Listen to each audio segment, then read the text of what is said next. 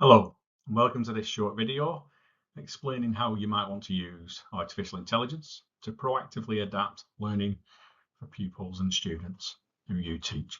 My name is Andy Pearson. I'm a teaching and learning consultant working for Lancashire County Council, and as part of my work I get to support colleagues across Lancashire and beyond into other authorities in regards to teaching and learning. So let's begin. I'd like to set the scene by introducing artificial intelligence. Really, there's an awful lot of press, there's an awful lot of headlines saying that artificial intelligence is this or that. Certainly Mark Benioff, CEO of Salesforce, believes that artificial intelligence could be, might be, maybe the most important technology of any lifetime. It's certainly true that in the last 10 years we've seen more technological developments than in the previous 100, and bearing in mind that the current curriculum is in its 11th year of delivery, things have changed an awful lot in recent times in education. So where does it sit? Well, there's a lot of research in the last 2 or 3 years, certainly, and there's been some early advice around adopting artificial intelligence and its use in schools. There are some speakers who we've heard from. There are some articles that we've read. This included as recently as June, which in School Weeks is not that long ago, and Ofsted have revealed some early insights from early adopters of artificial intelligence. They've done some audits and some releases, and in their conclusion that the biggest risk is actually doing nothing. So what can we do? What resources are out there? What can we trust? If we're just dipping our toes into the world of artificial intelligence. Certainly to be inclusive teachers and to adapt our learning, it's worth exploring to see if generative AI and artificial intelligence can help us in that regard. If used safely, effectively, and with the right infrastructure in place, the DFE believe that AI can ensure that every child and young person, regardless of the background, is able to achieve at school or college and develop the knowledge and skills they need for life. So that's quite an impactful statement. We believe that AI is going to be part of education, part of growing knowledge, growing skills that we need for life. So it's not going away. It's here. It's something for us to think about. Certainly the DFE believe that.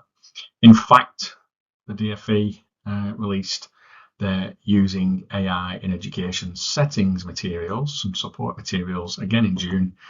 And we'll have a little look at those to see if they might be a good starting point and see what we think about using those materials, maybe as a source of CPD for staff, and to have a look and have a consideration of the key messages in there. Really interestingly, the AI in education support for school and college leaders goes beyond college leaders, in my opinion. I think all staff would benefit from having a look at these materials. That link is live.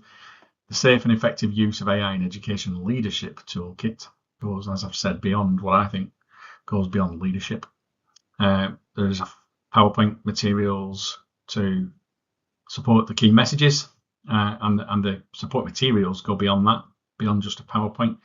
There are videos which I'll introduce you to. There are transcripts of those videos, and there are multiple examples of using generative AI.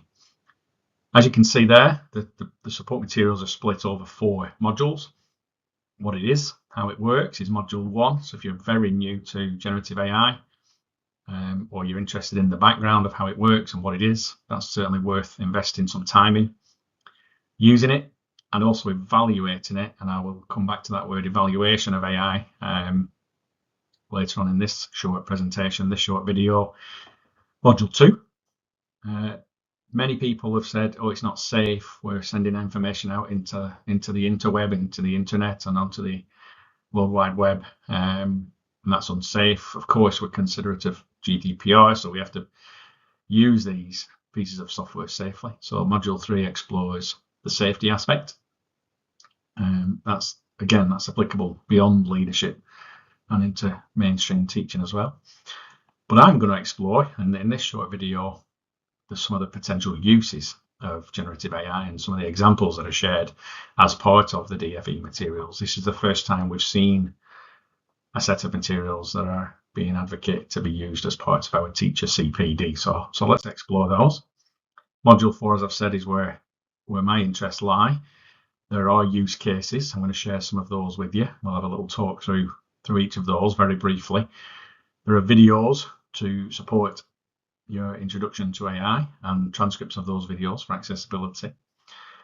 And the three categories, the subcategories of Module 4, are how to use AI to support teaching and learning, how to use AI to personalize learning, which I'm very interested in, and how to use AI to support us in our administrative processes. Now, I've put in bold those two because from a teaching and learning point of view, that's where I think AI can help us be proactive in our planning and our delivery of learning, and can really help us personalize learning for some of our pupils. So that's what I'm going to have a closer look at. Of course, you can access all of the materials for all 4 modules and have a look how it can support you in terms of admin. That's what the front end looks like. Very accessible, safe use cases, lots of different videos to support the different modules. This is module 4, and there are 4 sub videos, if you like. And as you can see, 2 minutes, 7 minutes, 6 minutes, 8 minutes. They're not going to take up all week. They're going to, they are designed to be short stop. Have a quick look at. So a nice user interface. I watched these videos. Very accessible. They don't talk in jargon. They're talking words that we would all understand. So in that regards, we're not using fancy acronyms left, right, and centre. Quite pleased with that. The examples I'm going to show you are around teaching and learning and personalised learning. So I dipped into teaching and learning, and again, I put certain words in bold that jump out at me as things that would appeal to me as a chalk-faced practitioner, as a teacher. I'm spending my time developing lesson content, designing lesson structure.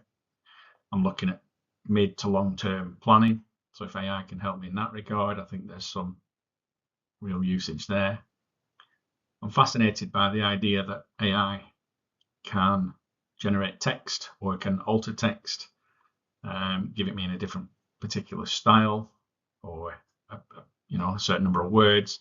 And I'm very, very interested in this idea that AI might be able to change the reading age and make something more accessible to learners for whom reading might be a barrier or have a lower reading age than a typical article might be written in. Of course, we've all heard the headlines around generating images and using AI to make images to support teaching and learning. I think there's a place for that. And I'm really interested to hear the results and see the examples of how AI can turn text into audio resources, because I think for some of our learners, in terms of accessibility, things like podcasts, things like verbal explanations, could be really powerful. Some examples, and this is the format of the use cases, if you like. So you get a little pink box on each example, sort of explaining what it's about. And this one is you being used to create a lesson plan. And then I suppose the most important box is the blue box. Now, it's got the word prompt in it. For those of you who have interacted with artificial intelligence before, you ask it questions. The question that you ask is called your prompt. Bit of general advice from lots of specialists, and I would advocate the same piece of advice, is the more detail, the more explicit you can make your prompt, the more likely you are to get a good response from the artificial intelligence. This particular artificial intelligence that was used to produce this one is called AILA, A-I-L-A, and lives on the Oak National Academy website. It's free to use for teachers, and is reportedly been designed to support teachers in their use of artificial intelligence to create learning resources and plans and personalized learning. So this one has been used by AILA. I'll very briefly go through the prompt. Create a lesson plan for a 60-minute lesson, 30 pupils. The pupils are 12 or 13. They need to understand the basics of photosynthesis, including keywords relevant to the national curriculum in England. Suggest activities and be mindful that 2 of the students have learning needs, which means their reading age is 9 and they require teacher assistant support. And as you can see, the format looks fairly familiar to us in teaching. It's got its learning objectives. It breaks down the lesson in timed parts. Little think, pair, share. It doesn't really give the detail of what that might include, but rough timings, the objective of the think, pair, share, and then it gets into the main activities, 35 minutes, etc., etc. So as a stimulus, as a skeleton on which to hang your lesson planning, it's a good starting point. Should it be the final thing that is just taken away and taught from? No, as with all guidance, just as we've been using planning documentation and stimulus in the past, we need to look at it, we need to check it for accuracy, we need to look at it and see how compatible it is with the learners that are in front of us. So that's the same piece of advice I would offer for anything generated by AI: a sense check, a validity check, a bias check. AI has been reported to have hallucinations, which I find an interesting term.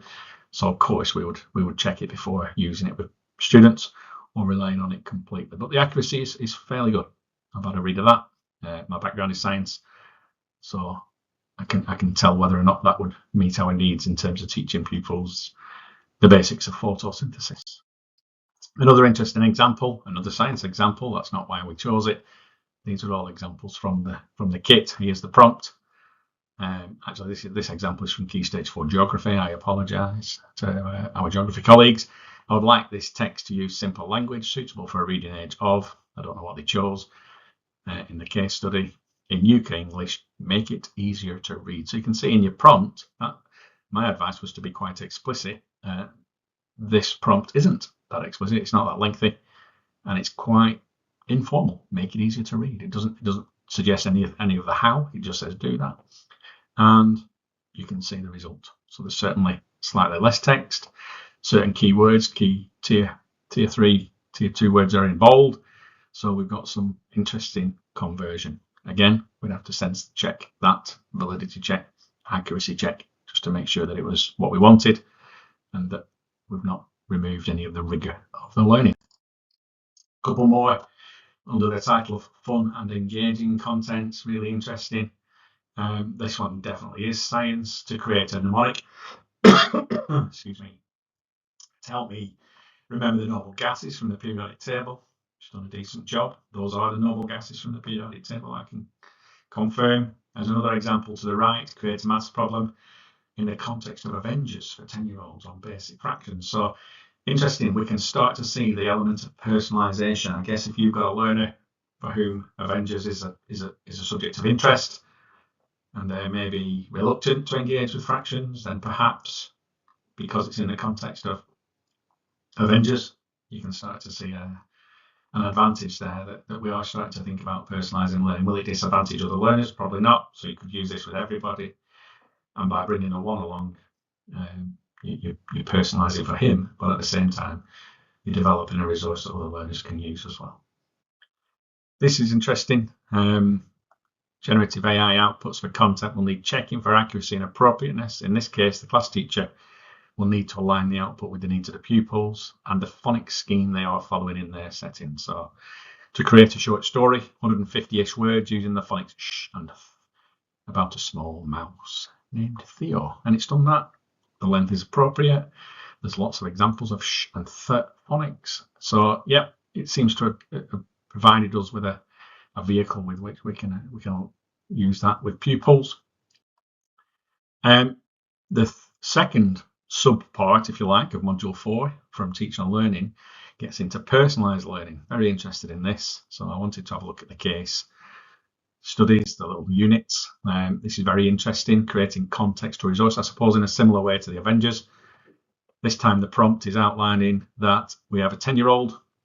We'd like to teach them about basic fractions, but to make all of the questions about trains. In the pink box, it says why and gives us a bit of context that this young person, there's at least one young person in the class who's autistic. We're trying to choose a theme that makes them more comfortable, and this particular pupil loves trains. So again, on a similar argument to the Avengers, if we can bring in subjects where pupils feel more comfortable, they're more likely to engage, less likely to see barriers, and that can't be a bad thing at all. So some really interesting case studies. This one's from an A-level sociology text, so you can see the demand of the article might be higher, but the prompt asks the AI to generate a podcast. Doesn't give any sort of ideas about how long the podcast should be, but it does say as you go, summarize the key points, it should be clear, it should consolidate knowledge. So there is some explicit detail in the prompt, but quite a short prompt. And we know that pupils might find that more accessible for some learners on the move. Maybe they could listen to podcasts while they're going. So that's really interesting. Lots and lots of interesting case studies in the materials. The videos are accessible. I think this is a good starting point for CPD for those of you who are interested in AI. And I'll leave you with this little piece of advice on the final slide. Dan Fitzpatrick, teacher, been doing a lot of presentations around using AI in the classroom, gives a salient sort of summary. Outsource your doing, but not your thinking. The AI is not going to replace the human brain. It's not going to replace human beings. In fact, it might help us generate content, but we're still the sense check. We're still the accuracy check, and we're still the ones engaging with young people in our classroom. Thanks ever much for listening. I hope that's given you a little bit of a heads up. If you're interested in more information around AI and perhaps how AI can be used to support learners in your school, feel free to contact me on andrew.pearson@lancashire.gov.uk. Thank you very much.